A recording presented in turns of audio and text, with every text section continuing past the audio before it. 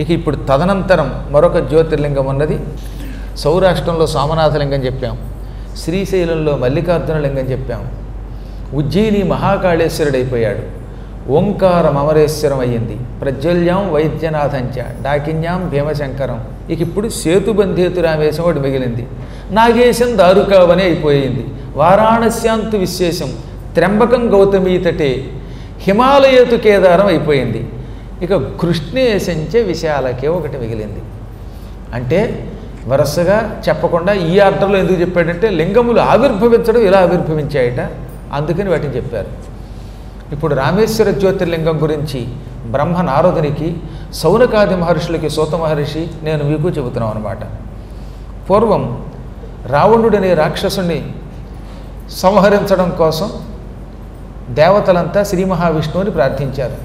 బాబో రావణుడి వల్ల నానాయాతన పడిపోతున్నాము, మమ్మల్ని రక్షించమన్నారు. దేవతలు మునులు బ్రహ్మ అందరూ కలిసి విష్ణువు దగ్గరికి వెళ్ళారు.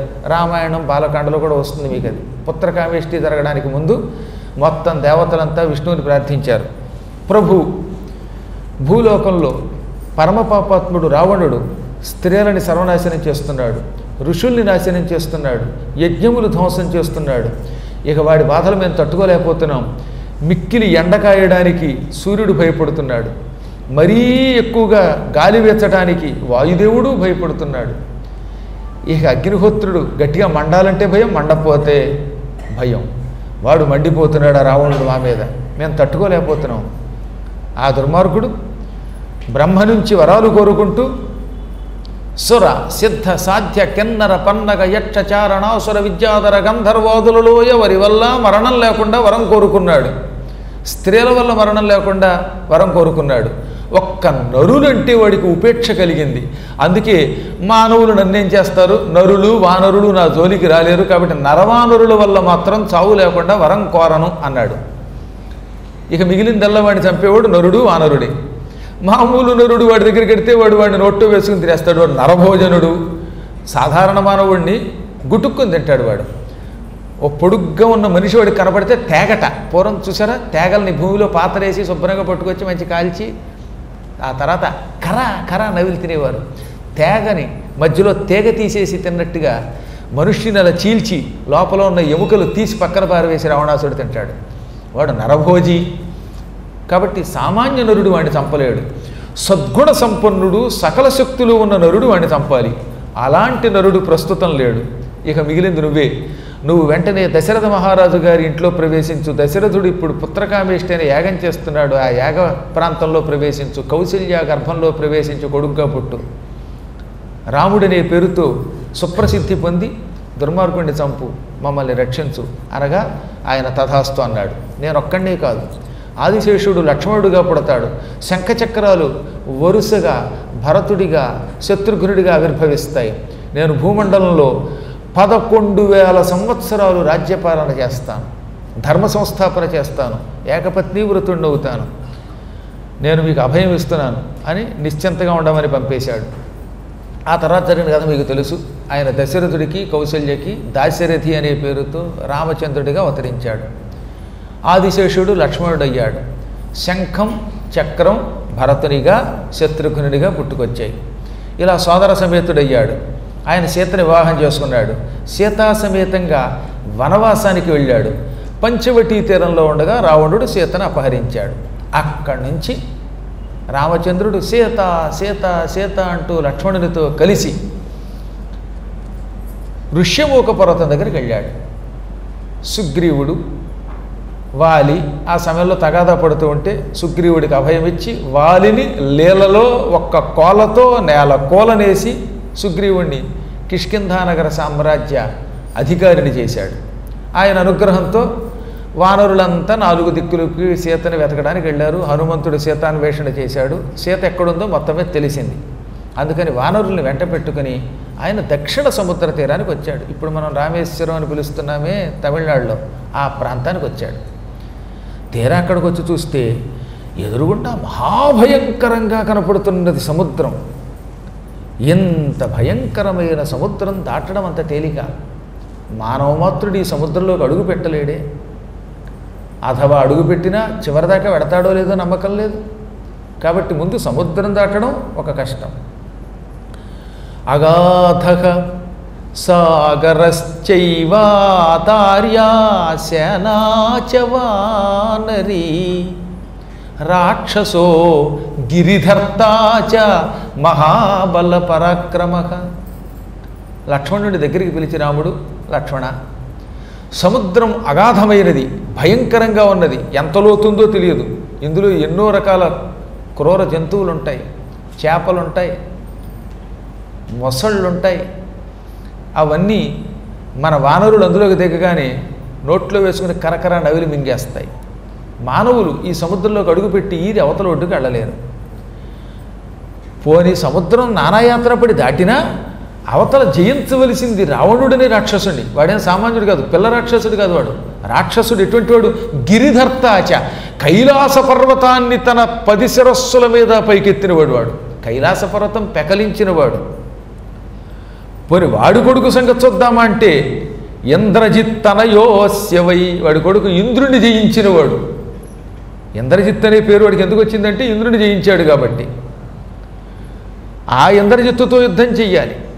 పోనీ లంక అనే నగరంలో ప్రవేశిద్దామంటే ఆ కోట కూడా ఎటువంటిది? అది మామూలు భయంకరమైనది. అది మామూలు కోట కాదు. చుట్టూతా ఉన్న కోట గోడలు దాటడం కష్టం. అసలు లంక లోపలికి అడుగు పెట్టలేమట. ఇవన్నీ పక్కన పెడితే ఆ లంకానగరంలో కుంభకర్ణుడని ఒకడున్నట్ట, రావణుని తమ్ముడు. వాడు మనుషులు కనపడితే ఒకేసారి అందరినీ అని నోరు తెరిచి గుట్టుకుని మింగేస్తాడట. వాడికి కరోనా వైరస్ అక్కర్లా. చైనాకి వెళ్ళి 130 కోట్ల మందిని వాళ్ళని మొత్తం మింగేస్తే వాడికి అసలు ఎండైజేషన్ లేదు కదా, అందులో వాడిని మింగేయగలుగుతాడు. అసలు కుంభకర్ణుడిని ఓసారి పిలిచి పాకిస్తాన్కి, బంగ్లాదేశ్కి, చైనాకి పంపి ఆ తర్వాత వాడిని రాముడి చేత చంపించేసి వదిలిపోని అనిపిస్తుంది ఒక్కోసారి. వాడిని ఏం చేస్తాం? కుంభకర్ణుడు ఇప్పుడు దొరకడాయి. అసలు కుంభకర్ణుడు అంటే ఏంటనుకుంటారండి మీరు? మీకు ఒక గొప్ప కథ చెప్పాలి.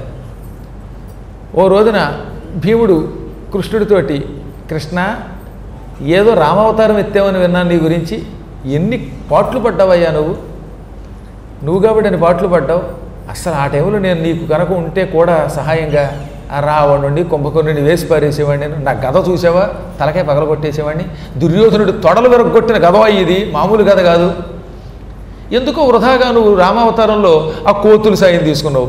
ఏదో మా అన్నయ్య హనుమంతుడిని పక్కన పెడితే మిగతా వాళ్ళు వానరులు పెద్ద గొప్పవాళ్ళ అన్నాడు. అనగానే కృష్ణుడు చిరునవ్వు నవ్వి, భీమసేన నువ్వు ఏమేం చేద్దాం అనుకుంటున్నావంటే, కుంభకర్ణుడు ఎదురుపడ్డాడనుకో, నువ్వు నానాయాతన పడ్డావట. రామావతారంలో బాణాలు వేసి నానా దెబ్బలు కొట్టి నువ్వు కూడా దెబ్బలు తిని మీ వానరులు కొంతమంది చచ్చిపోతుంటే కన్నీళ్లు పెట్టుకున్నావని విన్నాను. నన్ను పంపి ఉంటే ఈ గద పట్టుకెళ్ళి కుంభకర్ణుడు ఎత్తి మీద కొట్టేవాడిని. మాడు పగిలిపోయేది, వాడు పుచ్చి లేచిపోయేది, పుర్రె కాస్త జుర్రును పగిలిపోయేది. వాడిని చంపి రక్షించేవాడిని. ఏం రామావతారంలో ఆ మాత్రం నన్ను సృష్టించకూడదా, నీతో పట్టుకెళ్ళకూడదా అన్నాడు ఆయన. అంటే కుంభకర్ణుడు ఒక్క గతకే పగలగొట్టేయగలవంటే పగలగొట్టి పారేస్తానన్నాడు ఆయన. అయితే చిన్న పని చెయ్యి. ఆ కుంభకర్ణుడి యొక్క ఎముకలు కొన్ని అక్కడ ఇంకా లంకానగరంలో ఉన్నాయి. ఈ గదతో వాటిని ముక్కలు ముక్కలు చేసేస్తే భవిష్యత్తులో కుంభకర్ణుడు లాంటి వాడు పుట్టడు, నీ ధర్మమానని ప్రజలు సంతోషిస్తారు. కుంభకర్ణుడి ఎముకలు ఎక్కువ కాలం నిల ఉంటేట ఆ ఎముకల నుంచి కొత్త రాక్షసులు పుడతారని, వాడు ప్రజల్ని చంపుతారని బ్రహ్మ ఎప్పుడు వరం ఇచ్చాట. రాబోయే కలియుగంలో అలాంటి రాక్షసుల వల్ల ప్రజలకు ఇబ్బంది ఉంటుంది. కాబట్టి కుంభకర్ణుడి ఎముకలు ముక్కలు ముక్కలు చేద్దామని నేను అనుకుంటున్నాను చక్రంతో. నాకేం పెద్ద పని లేకుండా నువ్వే చేస్తానంటున్నావుగా. బతికున్న కుంభకర్ణుడు వద్దు కానీ చచ్చిన తర్వాత పడిపోయి ఉన్న కుంభకర్ణుడు ఎముకలు కొన్ని ఉన్నాయి. అవి అక్కడ ఎవరిని అడిగినా చూపిస్తారు. ఆ ఎముకల్ని నీ గదతో పటాపటా ముక్కల కింద కొట్టేయి. నాకు ఈ మాత్రం ఉపకారం చేయి. నాకు మళ్ళీ అవతారం ఎత్తవలసిన అవసరం లేకుండా చేయాలి. కానీ ఇదో పెద్ద పనే. చివరికి నా బతుకు ఇంత బతుకు బతికి చచ్చిపోయిన పీనుగు యొక్క ఎముకలను పగలగొట్టమనే పని అప్పగించబడిందా? పోన్లే, నువ్వు చెప్పావు కనుక ఇప్పుడే నేను ఓడ ఎక్కి సముద్రం దాటి లంకానగరానికి వెళ్ళి కుంభకర్ణుని ఎముకలు ఎక్కడున్నాయో చూసుకుని వాటిని గదతో నుగ్గు చేసి వచ్చేస్తానన్నాడు ఆయన. షుగర్ ఫ్యాక్టరీ వాళ్ళు కొంతమంది ఈ మధ్యన ఎముకలు వాడుకుంటారట, వాళ్ళకి పిండి పిండిగా చేసి ఇచ్చేస్తాను అని బయలుదేరాడు గద వేసుకుని హుమ్ అనుకుంటూ. సముద్రం దాటి లంకానగరానికి వెళ్ళాడు. లంకానగరం దగ్గరికి వెళ్ళగానే ముందు స్నానం చేసి సంధ్యావందనం చేసుకోవాలనుకున్నట్టు. ఎందుకంటే అది సంధ్యా సమయం, తూర్పు దిక్కును సూర్యుడు ఉదయిస్తున్నాడు. అందుకని ముందు సంధ్యావందనం చేయడానికి స్నానం చేద్దాం అనుకున్నట్ట. సముద్ర స్నానం చేద్దామంటే అది ఉప్పు నీరు, ఒళ్ళంతా ఉప్పు జిడ్డుగా ఉండి చికాగ్గా అనిపిస్తోంది. ఇక ఎక్కడైనా మంచినీళ్ళు ఉంటాయని చూస్తే అక్కడ పెద్ద పెద్ద చెరువు ఉంటుంది, ఓ మహావిశాలమైన చెరువు, మామూలు చెరువు కాదు. లంకానగరంలో అంత పెద్ద చెరువు, ఇలాంటి నల్ల చెరువులు 1000 చెరువులు ఉంటే గాను ఆ చెరువు అవ్వదు. అంత పెద్ద చెరువు చూడగానే లంక వాళ్ళు చాలా అదృష్టవంతులు, మంచినీళ్ళు బాగానే ఉన్నాయే, గొప్ప చెరువు ఉంది అని ఆ చెరువులోకి దిగి శుభ్రంగా స్నానం చేసి యజ్ఞోపేతం కాస్త అలా ఇలా గిలుక్కుని సంధ్యావందనం మొదలు పెడుతూ ఉంటే కొంతమంది రాక్షసుల పిల్లలు అక్కడికి వచ్చి హి హి హి హి హి హి అని నవ్వారు. ఏమిరా కుర్ర రాక్షసుల్లారా, మీ బుర్ర పగలగొడతాను. ఎరా కుర్ర, బుర్ర పగలగొట్టినా ఎందుకు నవ్వుతున్నారో చెప్పండి. నేను ఇక్కడికి వచ్చి సంధ్యావందనం చేస్తుంటే పక్కపక్క నవ్వుతారా, కెక్కెక్క నవ్వుతారా? సంధ్యావందనం అయ్యాక మీ బుర్ర పగలగొడతాను. అసలు ఎందుకు నవ్వారా అంటే, నా అవ్వకి ఏం చెయ్యం అన్నారు వాళ్ళు. ఏం చేస్తారో తర్వాత చూద్దాం, ఎందుకు నవ్వారో చెప్పండి అన్నాడు మళ్ళీ భీముడు. ఇప్పుడు నువ్వు స్నానం చేస్తున్నది ఏమిటో తెలుసా అన్నారు వాళ్ళు. ఏమిటి అనగా, మా కుంభకర్ణ బాబాయి గారి పుర్రె, ఆయన తలకాయ ఇది, ఆ తలకాయలో వర్షం కురిసి నీళ్లు వచ్చాయి. మరి పుర్రెలో ఉన్న నీళ్లలో స్నానం చేస్తున్న వెర్రాన్ని నిన్ను చూస్తూ ఉంటే నవ్వకేం చేస్తావు, మా బుర్ర పగలగొట్టడం పక్కనట్టు, నీ తెలివి తక్కువతనానికి నవ్వుకో అన్నారు వాళ్ళు. భీముడికి మతిపోయింది, ఇది కుంభకర్ణుడి పుర్రె, ఈ పుర్రె చెరువులో కనపడుతుంది, ఈ పుర్రెలో నీళ్ళటది, చుట్టూతో పుర్రె, అందులో వర్షం పడి నీళ్లు వచ్చి అలా ఉంది, అది కొల్లేరు కంటే ఎక్కువగా ఉంది. పుర్రెలో ఉన్న నీరే ఇంత సముద్రంలో ఉంటే ఈ పుర్రె ధరించిన కుంభకర్ణుడు ఎంత ఉంటాడు, వాడిని ఈ గదతో కొడతాడా? నాలంటాడు 1,00,000 మంది అందులో పడుకునేటట్టు ఉన్నారు ఆ పుర్రెలో అనుకుని భీముడు తెల్లబోయి, బావా కృష్ణ పరమాత్మ ఇప్పుడు నాకు అర్థమైంది, గర్వభంగం అయింది నాకు. నేనే కనుక ఆ రోజుల్లో నీకు సాయంగా వస్తే ఈ గదను కూడా అప్పడన్న వెళ్ళట్టు వదిలేస్తాడు. గద ఎంతండి కుంభకర్ణుడి వాడు మొహానికి, వాడు రాముడి దగ్గర ఉన్న సైనికుల్ని సుగ్రీవుడు లాంటి వాళ్ళని ఎత్తుకుపోయాడు వాడు, వాడి కళేబరం అంతా అనుకుని ఆ పుర్రెలోంచి బయటకు వచ్చి మళ్ళీ సముద్ర స్నానం చేసి తనను తాను ప్రక్షాళన చేసుకుని ఎముకలు పక్కనెట్టి నా దాన్ని నేను పోతున్నాను, ఆ ఎముకల సంగతి ఏదో చక్రంతో నువ్వే విరగొట్టుకోవాలి కృష్ణుడికి చెప్పి మాయమైపోయాడు. అక్కడి నుంచి మళ్ళీ కృష్ణుడి దగ్గరకు వచ్చి నేను గొప్పవాడిని అంటే ఒట్టు. అందువల్ల కుంభకర్ణుడి పుర్రె ఏమిటో తెలుస్తుంది. ఇప్పుడు కూడా ఉందండి చెరువు. మొన్న లంకకి వెళ్ళినప్పుడు చూసాం. లంకకి వెళ్ళినప్పుడు అక్కడ ఆ పెద్ద నాగేశ్వర ఆలయం ఒకటి ఉంటుంది, అక్కడ కూడా ఒక నాగేశ్వరుడు ఉంటాడనమాట, చాలా గొప్ప ఆలయం. ఆ ఆలయానికి వెడుతున్నప్పుడు పెద్ద చెరువు ఉంటుంది. ఆ చెరువు అంతా నిజానికి కుంభకర్ణుడి పుర్రె అంటారనమాట. మనకి తెలియదు కానీ విర్రాళ్ళకి. రామరామ, కుంభకర్ణుడు సామాన్యుడు అనుకుంటున్నారా? అటువంటి కుంభకర్ణుడు కనపడితే మనుష్యుల్ని వానరుల్ని అలా నోట్లో వేసుకు మింగేస్తాట. అటువంటి వాణ్ణి చంపాలి. ఎంతమందిని నేను చంపగలనా అని బాధపడిపోయాడు ఆయన. అప్పుడు పక్కనున్న లక్ష్మణుడు, అన్నయ్య నీ బలం నీకు తెలియదు, ఏరుక్కి తన బలం తనకి తెలియనట్టుగా నీ బలం నీకు తెలియదు, సామాన్య మానవుళ్ళు ఆలోచిస్తున్నావు, నువ్వు ఒక్క బాణం వేసావంటే ప్రపంచం నాశనం అయిపోతుంది, నీ శక్తి మాకు తెలుసు.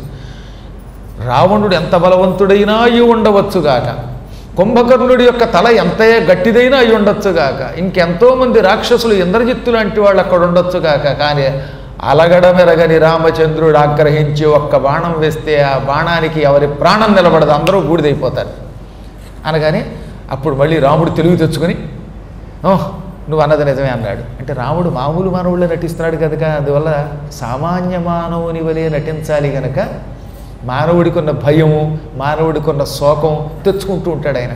సీత సీత అని ఏడవడానికి గల కారణం నిజానికి ఆయన ఏడుస్తాడా? ఈ పెళ్ళాం కోసం ఏడ్చేది ఎవరంటే మానవుడు. పూర్వం భర్తలు భార్య దూరం అయితే ఏడ్చేవారులాంటి మానవత్వం అని ఒకటి ఉండేది. మళ్ళీ రెండో పెళ్లి చేసుకునేవారు కాదు. ఇది కలియుగం మారిపోయింది. అందువల్ల ఏంటంటే భార్య కోసం ఏడుస్తున్నట్టు, అసలు లంకానగరమునకు వెళ్ళి రాక్షసుల్ని జయించలేమేమో అని భయపడుతున్నట్టు నటిస్తున్నట్ట. ఇలా మానవుని వలె నటిస్తే అప్పుడు ఈయన చేతిలో రావణుడు మరణిస్తాడు. పరిపూర్ణ మానవుని చేతిలో మాత్రమే మరణిస్తాడు ఆయన. తనను తాను దేవుడిగా అవతారమూర్తిగా భావించినటువంటి వ్యక్తి చేతిలో రావణునకు చావు లేదు. అందుకని ఆయన నటిస్తున్నాడు కదా. అలా నటించిన ఆయన ఏమన్నాడు, నువ్వు అన్నది నిజమే, నా శక్తి నాకు కొంచెం గుర్తుకొచ్చింది, నేను బాణంతో రావణుని చంపుతాను, కానీ ఇక్కడ దాకా నడిచి రాగానే నాకు ఎక్కడ లేని దాహం వేస్తోంది. భరాతః లక్ష్మణ వీరేశాహం జలార్థీ పిపాసితః తదానయ ధృతం పాథో వానరైః కశ్చిదేవైః. నాయనా సోదరా లక్ష్మణ, నువ్వు మహావీరుడివి, నాకు ధైర్యం చెప్పావు, చాలా సంతోషం. ఇప్పుడు నాకు దాహం వేస్తోంది, వెర్రి దాహం వేస్తోంది. కాస్త మంచినీళ్ళు తెప్పించి, ఇక్కడ ఎవరైనా వానరులు ఉంటే, ఇది సముద్ర తీరం, ఇక్కడ సముద్రం తప్ప ఉప్పు నీరు తప్ప మంచినీరు కనిపించటం లేదు, వెళ్ళు ఎక్కడైనా మంచినీళ్ళు దొరుకుతాయేమో తెప్పించనగానే అసలు లక్ష్మణుడికి ఆయన చెబుతూ ఉంటేనే మొత్తం వానరులు విన్నారు. ఈ వానరులంతా రివ్వున ఆకాశానికి ఎగిరారు. ఎక్కువ మంది వానరులు అంటే ఇదే వచ్చిన తెప్పలు. ఆయన లక్ష్మణుడికి చెబుతూ ఉంటే వాళ్ళు పరిగెత్తుకుంటూ వెళ్ళారు. ఒక్కోసారి శిష్యులు ఎక్కువైపోతే గురువులకి ఎంత ఇబ్బందో తెలిసి ఒకడొచ్చి కాలు, ఒకడు వచ్చి చెయ్యి, వాడు ముక్కు లాగేస్తారు, ఎవడేదో నొక్కుతాడో తెలియదు. సరిగ్గా నొక్కపోతే వీడి ప్రాణం కూడా పోవచ్చు. సరిగ్గా సేవ చేసే ఒక శిష్యుడు పర్వాలేదు, కానీ పిచ్చి శిష్యులు 1000 మంది ఉండకూడదని అందుకే శాస్త్రం. అందరూ తలో దిక్కుకి పరిగెత్తారు. ఒక్కొక్కళ్ళు ఒక్కొక్క గిన్నెతో నీళ్లు తెచ్చారు. పక్కపక్కనవైన ఈ నీళ్ళు ఏవి మంచివి కాదు, చూపులతోటే తెలిసిపోతుంది అన్నట్టు ఆయన. ఎంతమంది తలో దిక్కుకి వెళ్ళి ముంతలతో నీళ్లు తెచ్చారు, కానీ ఈ ముంతలో ఉన్న నీళ్లు కొంత తాగితే మనిషి అంతమైపోతాడు. ఇవి మంచినీరు కాదు, నాకు రుచి కలిగిన అత్యంత పవిత్రమైన ఆహ్లాదకరమైన చల్లని నీరు కావాలి అనగా, అప్పుడు హనుమంతుడు, స్వామి నువ్వు ఆజ్ఞాపిస్తే తెస్తానన్నట్ట. తీసుకురా అన్నాడు ఆయన. రివ్వున బయలుదేరిపోయాడు హనుమంతుడు. ఒక్క లిప్త కాలంలో కైలాసానికి వెళ్ళాడు. భూలోక జలం తేలేదు, కైలాసానికి వెళ్ళిపోయాడు. కైలాసంలో శివుడి దగ్గరికి వెళ్ళి సాష్టాంగ నమస్కారం చేశాడు. మా రామచంద్ర ప్రభు దాహంతో ఉన్నాడు, ఆయనకి మంచినీళ్ళు కావాలి, మామూలు నీళ్ళు కాదు, నీ జటాజూట గంగ కావాలి అన్నట్ట. ఆయన చిరునవ్వు నవ్వి పార్వతీదేవిని పిలిచాడు. పార్వతీదేవి ఒక బంగారపు పాత్ర ఇచ్చింది. ఆ పాత్రలో జటాజూటంలో గంగ నింపాడు. ఆ నీరు పట్టుకొచ్చేశాడు ఆయన. హనుమంతుడు పట్టుకొచ్చింది శివ జటాజూట గంగ. ఆ గంగ పట్టుకొచ్చిన పాత్ర పార్వతి ఇచ్చిన పాత్ర. ఆ నీళ్లు హనుమంతుడు పట్టుకొచ్చి రుద్రవీర్య సముద్భవుడు రామచంద్రుడి చేతిలో పెట్టగానే రాముడు నీళ్లు తాగబోయేవాడు కాస్త వెంటనే అన్నాడు, కైలాసం నుంచి పవిత్ర జలం వస్తే ఈ నీళ్లు డైరెక్ట్గా ఏం తాగుతాం? సమస్త లోకాలకి ప్రభు ఈశ్వరుడు. ఆ ఈశ్వరుణ్ణి పూజించి ఆయన్ని అభిషేకించి ఈ నీళ్లతో మిగిలిన నీళ్ళు నేను తాగుతాను. ఇక్కడ ఈ పూట శివ పూజ చేయలేదు, నేను శంభుని దర్శనమూ కలగలేదు, శంభు పూజ జరగలేదు, కాబట్టి ఇప్పుడు నేను శంభు పూజ చేస్తాను. ఎవరక్కడ? ఈ పాత్రను జాగ్రత్తగా పట్టుకోండి అన్నట్ట. ఇప్పుడు ఈ పాత్రని వెంటనే అంగదుడు పట్టుకున్నాడు. తెచ్చింది హనుమంతుడు, పట్టుకున్నది అంగదుడు. జాగ్రత్తగా పాత్ర పట్టుకుంటాను, నా చేతికి ఇమ్మంటే ఆయన ఇచ్చట. కింద పెట్టక సుమ ఈ జలపాత్ర, కైలాసం నుంచి వచ్చిన ఈ పాత్ర నీళ్లు శివలింగం మీద పోసి అభిషేకం చేసి అప్పుడు మాత్రమే పాత్ర కింద పెట్టచ్చు. అప్పుడు నేను దాహం తీర్చుకుంటాను. ప్రస్తుతం ఈ నీళ్లతో శివ అర్చన చెయ్యాలి అని ఆ నీరు అంగదుని చేతిలో పెట్టి పరమాత్ముడు శివలింగాన్ని తయారు చేశాడు. ఇసుకతో లింగం తయారు చేశాడు. శకత అంటే ఇసుక. దాంతో తయారు చేయబడిన లింగం గనక సైకత లింగం అని పిలువబడింది. రామచంద్రుడు సైకత లింగం తయారు చేసి ఆ తర్వాత ఈ కలశ జలం దాని మీద పోసి అభిషేకించాడు. ఈశ్వర కటాక్షం వల్ల శివలింగం, ఇసుకలింగం ఈ నీళ్లు పోయటం వల్ల కరిగిపోలేదు. సాధారణంగా ఇసుకలింగం బాగా జాగ్రత్తగా తయారు చేయకపోతే ఎక్కువ నీళ్లు పోసేస్తే కరిగిపోతుంది. అందుకే సముద్ర తీరంలో లింగం తయారు చేసిన వాళ్ళు డ్రాపే పోస్తారు, ఒక చెంచాతో నీళ్లు పోస్తారు. ఎక్కువ నీళ్లు పోస్తే వాళ్ళది కొట్టుకుపోతుంది, కరిగిపోతుంది కనుక. అలా కరిగిపోకుండా అభిషేకం చేశాడు. అప్పుడు ఆ లింగం పట్మని పగలగొట్టుకుని అందులోంచి ఈశ్వరుడు ప్రత్యక్షమయ్యాడు. రామచంద్రుడు ఇలా స్తోత్రం చేశాడు. చేసింది రాముడు స్తోత్రం, కనపడింది సాక్షాత్తు కైలాసవాసి ఈశ్వరుడు. అసలు ఎంత గొప్ప సమాగమం అండి, శివకేశవుల సమాగమం అది. స్వామిల్ శంభో మహాదేవ సర్వదా భక్తవత్సల పాహి మాం శరణాపన్నం త్వద్భక్తం దీనమానసం ఏతజ్జలమగాధంచ వారిధేర్ భవతారణ రావణాఖ్యో మహావీరో రాక్షసో బలవత్తరః వానరాణాం బలం హేతత్ చంచలం యుద్ధ సాధనం. స్వామి ఈశ్వర, ఈ సముద్ర తీరంలో నేను తయారు చేసిన సైకతలింగం నుంచి నాకు దర్శనమిచ్చావా? మహాజ్యోతిస్వరూప, నీకు నమస్కారం. నీకు భక్తులంటే వాత్సల్యం. భక్తులు చేసే స్వల్ప పూజ కూడా అనల్ప పూజగా భావించి అనుగ్రహిస్తావు. అందుకే నిన్ను కరుణామూర్తి అన్నారు, దయాళువు అన్నారు, భక్త పరిపాలన జాలస్వరూపుడు అన్నారు. అటువంటి నీకు నమస్కారం. సంసార సముద్రం దాటించే నీకు ఈ సముద్రం దాటించడం లెక్క. ఈ సముద్రం అగాధమైనది, ఇది దాటాలి, పైగా రావణుని దగ్గరికి వెళ్ళాలి. వాడు నీ భక్తుడు, కైలాస పర్వతం పెకలించిన వాడు, వాడిని సంహరించాలి. ఈ శక్తి నాకు ప్రసాదించు. వరగర్వితుణ్ణి సంహరించి దుష్ట శిక్షణ చేసి శిష్టరక్షణ చేయడానికి కావలసిన శక్తి ప్రసాదించు. నేను నీ అధీనుణ్ణి అనగానే ఈశ్వరుడు చిరునవ్వు నీ పేరు మీదుగా రామ ఈశ్వర రామేశ్వర అనే పేరుతో ఈ లింగం జగత్ ప్రసిద్ధికి ఎక్కుతుంది. ప్రస్తుతం నేను ఈ లింగంలో నువ్వు తిరిగి వచ్చేదాకా కొలువై ఉంటాను. నువ్వు తిరిగి రాగానే అదృశ్యమైపోతాను. నీకు మహాశక్తి కలుగుతుంది. ఈ సముద్రుడు నీ బాణం దెబ్బకి అడిలిపోయి నీకు వరం ఇస్తాడు. నువ్వు సముద్రం మీద వారధి కడతావు. సముద్రాన్ని నరవానరులతో కలిసి అవతల ఒడ్డుకి వెళ్ళగలుగుతావు. దాటి రావణుణ్ణి సంహరిస్తావు. ధర్మాన్ని తిరిగి సంస్థాపన చేస్తావు. ప్రభు నీకేం ఇబ్బంది లేదు. కొద్ది రోజుల్లోనే సీత నీకు తిరిగి లభిస్తుంది. శంకర జయం, శంకర జయం అనుకుంటూ ఈ లింగాన్ని పూజించు. ఎప్పుడు ఈశ్వరుడికి జయం అంటే అది నీకే జయం అవుతుంది, నీకు జయం కలుగుతుంది అనగా. అయితే కలియుగాంతం వరకు ఎందుకు ఉండకూడదు? నువ్వేమంటున్నావు? రావణుడిని జయించి తిరిగి వచ్చేదాకా ఎక్కడ ఉంటానంటున్నావు. కానీ నా మీద అభిమానంతో ఏం చేస్తావు? త్వయాస్థేయమిహ స్వామిన్ లోకానాం పవనాయ చ పరేషాముపకారార్థం యది తుష్టోసి శంకర. నా పూజ గొప్పదైతే, నా భక్తి నీకు ఆనందం కలిగిస్తే, నీవు నా ఎడల ప్రసన్నుడివైతే, లోకాన్ని పవిత్రం చేయడం కోసం, లోకోపకారం కోసం కలియుగాంతం వరకు ఇక్కడ స్థిరంగా ఉండు అంటే, నాయన ప్రస్తుతం మాత్రం నువ్వు వచ్చేదాకా ఇక్కడ ఉంటాను. నువ్వు తిరిగి వచ్చాక సీతా సమేతంగా మళ్ళీ లింగం చెయ్యి. ఈసారి ఆ లింగంలో శాశ్వతంగా కొలువై ఉంటాను. నా జ్యోతిర్లింగాన్ని ఇక్కడ సంస్థాపన చెయ్యండి, మీరు లింగ ప్రతిష్ఠ చేయండి, మీ పేరు మీదుగా కలియుగం అంతవరకు ఉంటాను అనగానే తప్పక సీత లభించి నేను తిరిగి ఇంటికి వెళ్ళేటప్పుడు ఇక్కడ మరలా లింగ ప్రతిష్టాపన చేస్తాం, అంతవరకు ఈ లింగంలో ఉండు, అప్పుడు కొత్త లింగంలో వద్దు కానీ అన్నాడు ఆయన. ఆ తర్వాత అనేక పుష్పాలతో ఆయన అర్చన చేశాడు. దైవానుగ్రహం, ఆయన దైవం, ఎదురుగుండా ఉన్నవాడు దైవం, ఆ ఇద్దరికీ అభేదం. అందువల్ల సముద్రానికి వారధి కట్టి రామచంద్రుడు అవతల ఒడ్డుకు వెళ్ళాడు. మహాఘోర యుద్ధంలో రావణవధ అయ్యింది.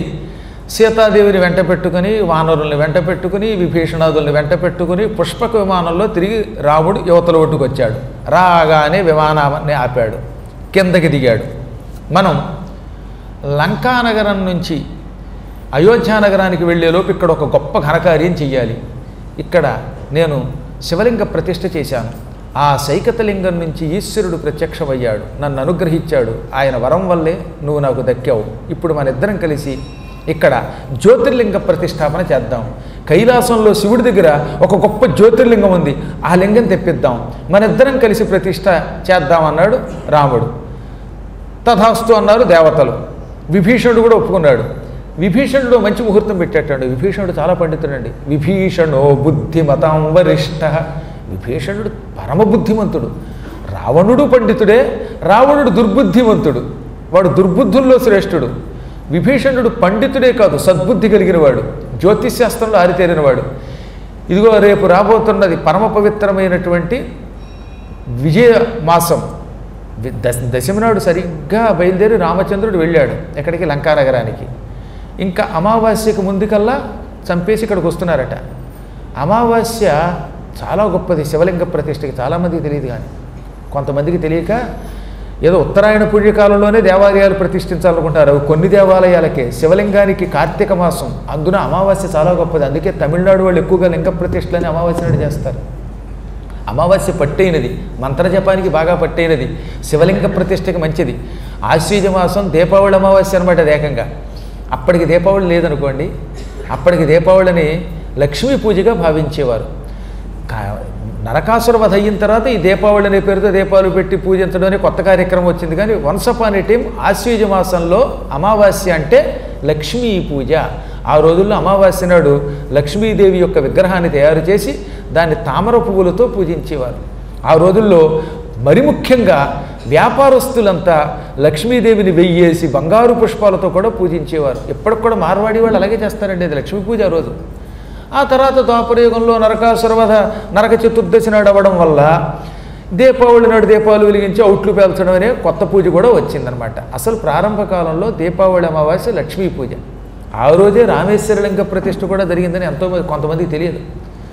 ఇది అమావాస్య ముహూర్తం సరిగ్గా మధ్యాహ్నం 11:48 అభిజిన్ ముహూర్తంలో దీపావళి అమావాస్య, అది ఆశ్వీజమాస అమావాస్య, లక్ష్మీ పూజ తిథి. ఆ రోజు 11:42 నుంచి 48 మధ్యలో శుభముహూర్తం ఉన్నది. ఈ నిమిషమునకు జ్యోతిర్లింగం కైలాసం నుంచి తెప్పించవలసిందే. తెప్పించగానే ఇక్కడ ఇసుకలో పెట్టేద్దాం, ప్రతిష్ఠ జరిపేద్దాం, యథాశక్తిగా పూజిద్దాం, ఆలయం తర్వాత కడదాం అన్నాడు విభీషణుడు. ముందు లింగ ప్రతిష్ఠ చేద్దాం, పైన ఆచ్ఛాదం తర్వాత చూద్దాం అన్నట్ట. ఇంకా 4 గంటల సమయం ఉంది. భూలోక కాలమానం ప్రకారం ఇంచుమించుగా 7 అయ్యింది. ఇంకో 4 గంటలు 4:30 గంటలు ఏదైనా 5 గంటల లోపే సమయం. ఈ కాస్త కాలంలో కైలాసమునకు వెళ్ళి జ్యోతిర్లింగాన్ని ఎవరు తేగలరండి? ఏదో మీలాంటి గుంటూరు భక్తులు అయితే తేగలరు, కానీ మాదిరివాడు వెళ్ళగల. అక్కడ కూడా మన గుంటూరు వాడు ఆయన ఉన్నాడు, ఆంజనేయ స్వామి వారు. ఆయన సంపత్నగర్ వాడు. పైగా వెంటనే రాముడు అరిగేసి తిరిగి, హనుమ ఇంత ఘనకార్యం ఎవరు చేస్తారు? నువ్వు తలుచుకుంటే 4 గంటలు కాదు, అరగంటలో వెళ్ళి రాగలుగుతావు.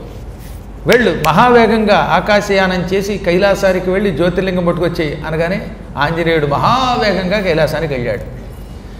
శివుడు ఆయన కోసం ఒక జ్యోతిర్లింగాన్ని సృష్టించి ఇచ్చాడు. ఈ ఇవ్వడంలో కొంచెం ఆలస్యం జరిగింది. 11:42కి ఆయన రావాలి, వస్తే కానీ అవ్వదు. కేవలం ఒక 6 నిమిషాల లోపే 42 నుంచి 48 నిమిషాల మధ్యలో ప్రతిష్ఠ అయిపోవాలి.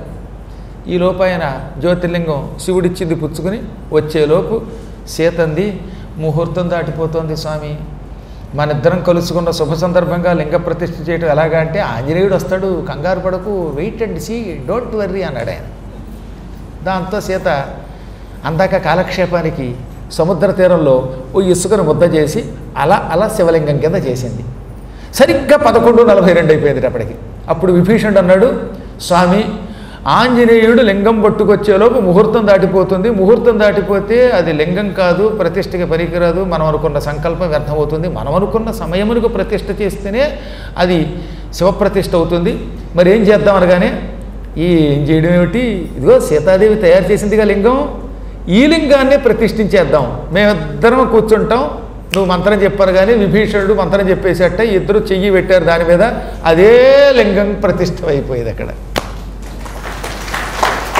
ఎంతో పూర్వం రాముడు ప్రతిష్ఠించిన పాతలింగం వచ్చి ఇందులో కలిసిపోయింది. రామ ఈశ్వర రామేశ్వర, రామ అంటే సీత, రామ ఈశ్వర రామేశ్వర, రెండింటికి అదే సంధి, గుణసంధి. అంచేత రామేశ్వరం అంటే రాముని యొక్క ప్రతిష్ఠ, రాముని చేత ప్రతిష్ఠింపబడిన ఈశ్వరుడు, రామ సీత చేత ప్రతిష్ఠింపబడిన ఈశ్వరుడు, ఇద్దరూ కలిసి ప్రతిష్ఠించారు కనుక అది రామేశ్వర లింగం అయ్యింది. ఆ లింగం ఇసుక లింగం అక్కడలా ప్రతిష్ఠితం అవగానే కోటి సూర్యుల కాంతితో అది ధగ వెలిగిపోయింది. శివుడి యొక్క సంపూర్ణ జ్యోతి అందులో నిండిపోయింది. పరమ పవిత్రమైన రామేశ్వర లింగం అక్కడ ప్రత్యక్షమయ్యింది. ఈ లింగాన్ని వాళ్ళు అభిషేకిస్తున్న సమయానికి ఆంజనేయ స్వామి వారు ఇంకో లింగం పట్టుకొచ్చారు. అది పట్టుకొచ్చి, ఇదేమిటి రామచంద్ర, నేను లింగం తెచ్చేలోపు ప్రతిష్ఠ చేసేవా, మరి నేను తెచ్చిన ఆత్మలింగం ఈ జ్యోతిర్లింగం ఏం చేయను అన్నాడు ఆయన. మరి ఏం చేస్తాం, ముహూర్తం దాటిపోయింది, ఇది కైలాసానికి పంపేయి అన్నాడు ఆయన. కైలాసానికి ఎలా పట్టుకెడతానంటే చూస్తూ అంత కష్టపడి అక్కడి నుంచి ఇక్కడ పట్టుకొచ్చాక, ఏమైనా సరే మీరు ప్రతిష్ఠించిన లింగం పీకి పక్కన పారేసి కొత్త లింగం ప్రతిష్ఠ చేద్దామన్నాడు ఈయన. ఆంజనేయుడి మాట మేము కాదంటామా, సర్లే పీకి ఆ లింగాన్ని అక్కడ ఈ లింగం పెడదామన్నారట. వెంటనే ఆంజనేయుడు తన తోకని ఆ లింగం చుట్టూ చుట్టి బొర్రును పైకెత్తాడు, ఎంతో కష్టపడి పైకెత్తాడు. అప్పుడు ఆ లింగం చూస్తూ ఉండగా ఒక రాతి లింగంగా, పెద్ద శిలాలింగంగా మారిపోయింది. ఇప్పుడు మనకి రామేశ్వరంలో కనపడుతున్న ఆ శిలాలింగం హనుమంతుడు తోక చుట్టి లాగడం వల్ల అలా పైకి లేచింది కొంచెం. కానీ అక్కడ నుంచి పక్కకి మాత్రం బెసకట్లా, లింగం పెరిగింది తప్ప అది మాత్రం భంగం కావడంలా, కదలడంలా. హనుమంతుడు సర్వశక్తులు ఒడ్డాడు కానీ లింగం కదలడంలా. అప్పుడు ఆయన బాధపడుతూ ఉంటే ఆకాశం నుంచి ఈశ్వరుడు, నాయన అమ్మవారు తన చేతితో తయారు చేసిన లింగమే జ్యోతిర్లింగం అవుతుంది, కానీ నేను ఇచ్చిన లింగం జ్యోతిర్లింగం ఎలా అవుతుంది? నువ్వేం చేస్తావంటే కైలాసంలో నా చేత తీసుకొచ్చిన జ్యోతిర్లింగాన్ని ఈ లింగం ముందు పెట్టు, అది స్ఫటికలింగంగా మారిపోయి కలియుగం అంతవరకు ప్రజలకి దర్శనమిస్తుంది. రామేశ్వరంలో ఈ స్ఫటికలింగాన్ని కూడా దర్శనం చేసుకున్నవాడే సంపూర్ణమైన జ్యోతిర్లింగ దర్శనం చేసుకున్న భాగ్యం పొందుతాడు అన్నాడు ఆయన. మీలో ఎవరైనా రామేశ్వరం వెళ్ళిన వాళ్ళు ఉన్నారా? ఉన్నవాళ్ళు ఎవరన్నా ఆ స్ఫటికలింగాన్ని కూడా ఎప్పుడో చూసే ఉంటారు కదా. ఉదయం పూట కాసేపు ఆ దర్శనం ఇస్తారు. ఆ స్ఫటికలింగం అసలు జ్యోతిర్లింగం కైలాసం నుంచి వచ్చింది. అది ఈశ్వర అనుగ్రహంతో అది స్ఫటికలింగం అయ్యింది. ఇప్పుడున్న ఆ పాషాణలింగం సీతారాములు ప్రతిష్ఠించినటువంటి అసలు ఈ జ్యోతిర్లింగం. సీతారాముల పేరు మీద కదా రామేశ్వరలింగం, దాని ముందేమో కైలాసం నుంచి వచ్చిన జ్యోతిర్లింగం స్ఫటికలింగంగాను దర్శనమిస్తాయి. కాకపోతే స్ఫటికలింగం కొద్దిసేపే దర్శనమిస్తుంది, ఆ తర్వాత అసలు జ్యోతిర్లింగమే దర్శనమిస్తుంది. ఈ రెండింటిని చూడగలిగిన వాడు అదృష్టవంతుడు. ఏమీ చూడలేకపోయినా సీతారాములు ప్రతిష్ఠించినటువంటి రామేశ్వర జ్యోతిర్లింగమే అపూర్వమైన జ్యోతిర్లింగం. దానిని దర్శనం చేసుకుంటే ఏకకాలంలో జ్యోతిర్లింగ దర్శన ఫలితమే కాక వైకుంఠమునకు వెళ్ళి సీతారాముల రూపంలో ఉన్న లక్ష్మీనారాయణుల్ని దర్శనం చేసుకున్న ఫలితం కూడా వస్తుందిట. అందుకే రామేశ్వర జ్యోతిర్లింగం అంటే కైలాసము వైకుంఠము, పార్వతీ పరమేశ్వరులు ఇటు లక్ష్మీనారాయణులు అందరినీ ఏకకాలంలో చూసినట్టు అవుతుంది. ఒకేసారి కైలాసానికి వైకుంఠానికి ఎక్కడ పెడతామండి మనం? ఇప్పుడు కైలాసంలో ఉంటే మళ్ళీ అక్కడి నుంచి మళ్ళీ వెళ్ళి వైకుంఠానికి వెళ్ళాలి, వైకుంఠం నుంచి మళ్ళీ కైలాసానికి రావాలి. రెండు చోట్లకి చకాచకా తిరగడం కష్టం. అదే రామేశ్వరం వెడితే ఒకేసారి కైలాసం వైకుంఠం రెండూ చూసిన ఫలితం వస్తుందన్నమాట. అక్కడ వైకుంఠము ఉన్నది, కైలాసము ఉన్నది. అది అపూర్వలింగం. ఆ లింగం ఎంత గొప్పది అంటే రామేశ్వరస్య మహిమా ఉద్భూత అభూద్భువిచాతులః. ఈ భూమండలంలో కాశీ తర్వాత మళ్ళీ మహామహిమ కలిగిన దివ్యలింగం రామేశ్వరం. అందుకని కాశీ రామేశ్వరాలు అంటారు తప్ప తక్కిన వాళ్ళ పేరు ఎత్తారు చూసారా? 12 జ్యోతిర్లింగాల్లో తరచుగా కాశీ నుంచి రామేశ్వరం అంటారు తప్ప కాశీ నుంచి ఇంకో చోటకి అనరు. కారణం ఇక్కడ 2 లోకములు ఉన్నాయి, వైకుంఠం కైలాసం కూడా ఉన్నాయి. కాశీ అవిముక్త క్షేత్రం, ఎప్పటికీ నాశనం కాని దివ్యక్షేత్రం. రామేశ్వరం కైలాస వైకుంఠముల సమాహారం. అందుకే కాశీ వెళ్ళిన వాడు అక్కడున్న గంగని పట్టుకొచ్చి రామేశ్వరంలో ఉన్న సముద్రంలో కలపాలి. అలా కలిపితే ఏకకాలంలో కాశీ రామేశ్వరములు చూసిన సంపూర్ణ యాత్రా ఫలితం పొందుతాడు. కొంతమందికి తెలియక మళ్ళీ రామేశ్వరంలో నీళ్ళు ఎట్టుకెళ్ళి కాశీలో కలపాలన్నారు. అది ఒట్టి అబద్ధం, దానికి ప్రమాణం లేదు, అది అప్రామాణికం. ఏమంటే ఒక రహస్యం చెప్పనా? నదులు సముద్రంలో కలుస్తాయో సముద్రం వెనక్కి వచ్చి నది దగ్గరికి వెడుతుందా? నదీనాం సాగరో గతి. నదులకు సముద్రం దిక్కు. గంగానది వచ్చి సముద్రంలో కలుస్తుంది, సముద్రుడు వచ్చి కాశీలో గంగలో కలవడం. అందువల్ల గంగాజలం పట్టుకొచ్చి మాత్రమే అక్కడున్నటువంటి మట్టి లేక నీళ్లు మాత్రమే పట్టుకొచ్చి సముద్రంలో కలపాలి. ఇది పట్టుకెళ్ళి అక్కడ కలపడం దోషం. సముద్రజలం ఆకాశానికి వెళ్ళి ఆవిరై వర్ష రూపంలో కురవాలి తప్ప డైరెక్ట్గా సముద్ర జలాన్ని నదిలో కలపకూడదు. కాబట్టి కాశీ రామేశ్వర సంపూర్ణ యాత్ర మొత్తం 12 జ్యోతిర్లింగాలు చూసిన ఫలితం, సమస్త భూమండలంలో ఉన్న తీర్థయాత్రలు చూసిన ఫలితం కావాలనుకున్న వాళ్ళు కాశీ గంగని పట్టుకొచ్చి రామేశ్వరంలో కలిపితే చాలు, వారు సమస్త యాత్రలు చేసిన మహాఫలితం పొందుతారు. అందుకనే కాశీ తర్వాత మళ్ళీ అంత పేరు తలుచుకోవడానికి ఇదే కారణం అన్నమాట. కాశీ రామేశ్వర యాత్ర, రామేశ్వర కాశీ అనడానికి రహస్యం అన్నమాట.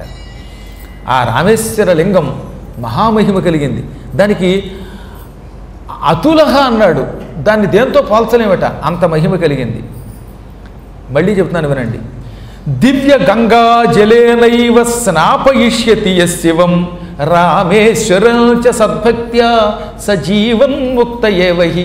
ఇదొక్కటే ప్రమాణం మనకి. శివపురాణాన్ని నమ్మిన వాళ్ళే అందులో ఉన్నట్టు చేస్తారు. పురాణంలోనేది సొంత పెత్తనంతో చేస్తే ఉపయోగం లేదు. దివ్య గంగాజలముతో అన్నాడు. గంగానదీ జలం కాశీ నుంచి తెచ్చి దానితో శివలింగాన్ని అభిషేకం చేసిన, ఒకవేళ శివలింగానికి మీరు తెచ్చిన నీళ్ళతో అభిషేకం చేయరనుకోండి, అప్పుడేం చేయాలి? రామేశ్వరంలో ఉన్నటువంటి జ్యోతిర్లింగం మీద మీరు కాశీ నుంచి పట్టుకెళ్ళిన గంగాజలంతో అభిషేకం చేసే అవకాశం లేకపోతే ఆ ఆలయ ప్రాంగణంలో చాలా లింగాలు ఉన్నాయి, అవన్నీ శివస్వరూపాలే. వాటి మీద ఆ నీళ్లు పోసి ఆ నీళ్లు తీసుకుని ఇప్పుడు ఏం చేయాలి? ఆ నీళ్లు తీసుకోవాలి. కొంచెం జాగ్రత్తగా ఉండండి, చేతస్థంగా చెబుతాను అనుకోక. కాశీ నుంచి గంగ డైరెక్ట్గా పట్టుకెళ్ళి సముద్రంలో కలిపితే ఫలితం రాదు. కాశీ నుంచి గంగాజలం పట్టుకొచ్చి రామేశ్వర జ్యోతిర్లింగం మీద కానీ లేదా ఆలయ ప్రాంగణంలో ఉన్న ఏదో ఒక లింగం మీద కానీ ఇన్ని నీళ్లు పోసి ఆ శివలింగం మీద ఉన్న నీళ్లు మళ్ళీ ఈ గంగాజలంలో కలిపి ఇప్పుడు ఈ నీళ్లు పట్టుకెళ్ళి సముద్రంలో కలపండి. కలిపితే గంగానదిని భూమికి తీసుకొచ్చిన భగీరథుడికి వచ్చిన పుణ్యం వస్తుంది, శాశ్వత ముక్తి వస్తుంది, సంపూర్ణ యాత్రా ఫలితం వస్తుంది. జీవన్ముక్తస్యేవహి, వాడు జీవన్ముక్తుడు అవుతాడు. బతికొండగానే సంసార బంధాలన్నీ తొలగిపోతాయి, కష్టాలు ఉండవట. ఇంక వాడు ఆ క్షణం నుంచి అన్ని కష్టాల నుంచి విముక్తి పొందుతాడు, ఆనందంగా బతుకుతాడు. అంత్యకాలంలో బెంగతో చచ్చిపోతే ఆ దరిద్ర జన్మ వస్తుంది కదండి. యాంతే మతి సాగతి, అంత్యకాలంలో నీ బుర్రలో ఏముందో అదే జన్మ వస్తుంది. అందులో చచ్చిపోయేటప్పుడు నా కొంప నా కొంప అనుకుంటే కొంప ముందు కుక్క అయి పడతాడు. లేదా ఇంట్లో కుక్క కనపడింది అనుకోండి, నల్ల కుక్క, మా కుక్క, మై డియర్ సునకం, మై డియర్ డాగ్గు అనుకుంటే వచ్చే జన్మలో ఆ డాగ్గు కడుపున పడతాడు మళ్ళీ. అలాగే ఏదనుకుంటే ఏదనమాట, నీవు ఏ వస్తువు మీద ఎక్కువ వ్యామోహం పెంచుకుంటే అదే జన్మ వస్తుందన్నమాట. అందుకని సాధ్యమైనంత వరకు మనస్సులోకి ఏవి రానివ్వకూడదా, చచ్చిపోయేటప్పుడు హాయిగా భగవంతుడు తలుచుకొని చచ్చిపోమన్నారు. శివ అనుకో, ఇంకోటి అనుకోకు. అంతేగాని అయ్యో ఇవాళ బుధవారం పురాణానికి వస్తున్నప్పుడు దారిలో బడ్డీ కొట్టు కనపడింది, అక్కడ చల్ల పుణుకులు వేస్తున్నాడు, తిందామంటే పద్మాగర్ గారు ఏమీ తినకుండా రమ్మన్నారు. దిక్కుమాలాడు వీడు తినగా ఉండగా ఇప్పుడు ఆ పుణుకులు తినలేకపోతున్నాం. ఈ పురాణం అయ్యేదాకా కూడా పుణుకులు ఉంటే బాగుండు అనుకుని వెళ్ళారనుకోండి, తీరా కర్మగాలి పుణుకులు కనపడకపోతే ఈ బెంగ లోపల ఉండిపోతుందిగా. అందుకని లోపల పుణుకులని గొడుక్కుంటూ వీడు చచ్చిపోతే వచ్చే జన్మలో బాబు 5 రూపాయలకి 10 పుణుకులు, 2 రూపాయలకి 2 పుణుకులు అని అమ్ముకునే వడ్డీ కొట్టాడే కొడతాట. అది తప్పని కాదు, కానీ మళ్ళీ ఎందుకు జన్మ తెచ్చుకోవడం కర్మ. కాబట్టి పుణుకులను కొడుక్కుంటూ తావకూడదు, శివ అనుకుంటూ ప్రాణం విడిచిపెట్టాలి. అలా అనుకోవాలంటే కష్టం.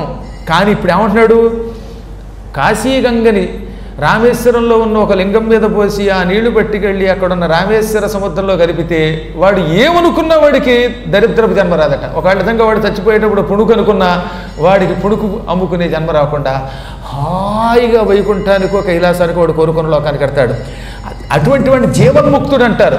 జీవన్ముక్తుడు అంటే ఏమిటి, వాడి సంకల్పాలు ఏమి ఉండవు. ఇక వాడు ఒకవేళ ఏదైనా పిచ్చి ఆలోచన చేసినా పిచ్చి ఆలోచన కూడా మంచి ఆలోచన అయిపోతుంది. వాడికి లేనిపోయిన నరకాలు రావు, లేని జన్మలు రావు, నీచ జన్మలు రావు, ముక్తి పొందుతాడు. ఆ ముక్తి పొందడానికి రామేశ్వరంలో గంగని కలపాలి అన్నారు. పైపెచ్చు ఇహభక్త్వ అఖిలాన్ భోగాన్, ఈ లోకంలో సకల భోగాలు అనుభవిస్తాడు. దేవానాం దుర్లభానపి, దేవతలకి కూడా లేనటువంటి భోగాలు, దేవతలకు లేని గతులు వస్తాయి. అంతే ప్రాప్య పరం జ్ఞానం, ఏది ఇందాకనే చెప్పినట్టుగా కాశీగంగని రామేశ్వరంలో కలిపినవాడు ఉంటాడే వాడికి మరణకాలంలో పరంజ్ఞానం ప్రాప్య, ఒక గొప్ప జ్ఞానం వస్తుంది. శివుడే సమస్తం, శివుడే సమస్తం అనే జ్ఞానం చచ్చిపోయేటప్పుడు వస్తుందండోయ్. నేను చెప్పట్లేదుగా 44వ శ్లోకం, ఇదే ఆఖరి శ్లోకం. ఏది రామేశ్వర జ్యోతిర్లింగంలో చిట్ట చివరి శ్లోకం 44వ శ్లోకం 31వ అధ్యాయంలో ఉంది. అంతే ప్రాప్య పరం జ్ఞానం కైవల్యం ప్రాప్నుయా ధ్రువం. ఆ వ్యక్తి, ఏ వ్యక్తి కాశీగంగని రామేశ్వరంలో కలిపిన వ్యక్తి చచ్చిపోయేటప్పుడు వార్ధక్యంలో మరణించేటప్పుడు ఇంక ఏ ఆలోచన పొందడు, పరంజ్ఞానమే పొందుతాడు. పరమాత్మకి సంబంధించిన ఆలోచన మాత్రమే వస్తుంది. అప్పుడు వాడు చివరి క్షణాల్లో ఆహా శివ పార్వతీ వల్లభ అని ఆ పరమాత్మను తలుచుకుంటాడు.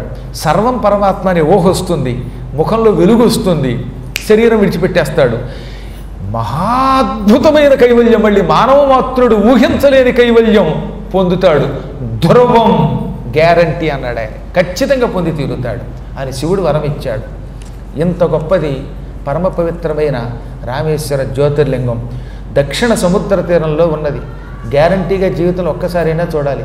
మన అదృష్టం వాళ్ళ ప్రయాణ సౌకర్యాలు కూడా చాలా వచ్చాయి కదండి. పూర్వం అంటే తాంబరం స్టేషన్ నుంచి తమిళనాడులో మద్రాసులో తాంబరం స్టేషన్ ఉంటుంది కదా, అక్కడ నుంచి మీటర్ గేజ్లో నానాయాత్ర పడి వెళ్ళాం ఒకప్పుడు మేమంతా. మీటర్ గేజ్ ఆ రోజుల్లో 1990 నుంచి 98 మధ్యలో నానాయాత్ర పడేవాళ్ళం. రోజు 2 ఎక్స్ప్రెస్సులు ఉండేవి, సేతు ఎక్స్ప్రెస్సు, రామేశ్వరం ఎక్స్ప్రెస్సు. ఒకటి మధ్యాహ్నం, ఒకటి రాత్రి బయలుదేరేవి. ఆ మీటర్ గేజ్లో ఒకవైపు ఉండదు కదా, ఒకవైపే ఉండేవి. ఏసీ కోచ్లు ఏం లేని రోజుల్లో రిజర్వేషన్ బెర్తుల్లో పైకి ఎక్కడం నానాయాత్ర అయిపోయేది. పాపం మా అమ్మకు కూడా దిక్కులేక అప్పర్ బెర్త్ ఎక్కించే ఆ రోజుల్లో పాపం. అదో పెద్ద కాద. నేను తమిళనాడులో ఉన్నటువంటి చిదంబరంలో అన్నామలై యూనివర్సిటీలో కూడా బీఈడీ కూడా చేశాను. ఒక కోర్సు కాదులండి, నేను చదవంది లేదు. దానివల్ల నాకు ఏం ఉపయోగం వచ్చిందో తెలియదు కానీ పురాణాలు మాత్రమే నాకు మిగిలే చివరికి. ఎంఏ చేశాను, పిహెచ్డీలు చేశాను, 3 ఎంఏలు, 2 పిహెచ్డీలు, బిఈడి, హిందీ పండిట్టు అన్నీ చేశాను.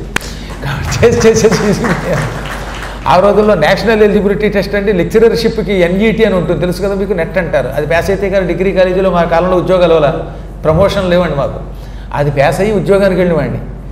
ఉద్యోగం కాస్త పోయి సద్యోగంలో మిగిలాను అనుకోండి, వదిలేసుకొని చేదులేరని. అందుకే హాయిగా సద్యోగం చేస్తున్నాను. ఇదంతా ఎందుకు చెప్తున్నానంటే, నేను చిదంబరంలో అన్నామలై బిఈడి చేస్తున్న రోజుల్లోనే మేము మొదటిసారి రామేశ్వరం వెళ్ళాం అనుకోండి. అది పెద్ద గాథ. అక్కడి నుంచి తిరిగి వస్తూ 93 అయిన తర్వాత మళ్ళీ పెళ్ళయిన తర్వాత వెళ్ళాం. పెళ్ళయిన తర్వాత చాలాసార్లు వెళ్ళాం. వెళ్ళినప్పుడు పాపం పెద్దవాళ్ళని తీసుకుని వెళ్ళేవాళ్ళం. మీటర్ గేజీలో నానాయాత్ర పడేవాళ్ళం.